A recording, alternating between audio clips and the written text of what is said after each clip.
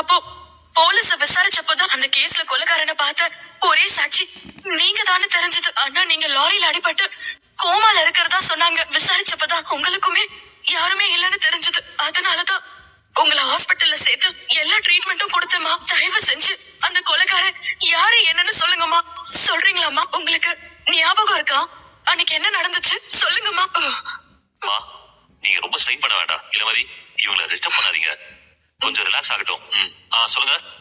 வந்துட்டு இருக்கேன். எனக்கு ஞாபகம் வந்துருச்சு. நான் சொல்றேன். அன்னைக்கு என்னாச்சுன்னா நான் பில்டிங்ல வேலை பார்த்துட்டு. அக்கா, உங்களுக்கு ஏதாவது சத்தம் கேட்டுச்சு?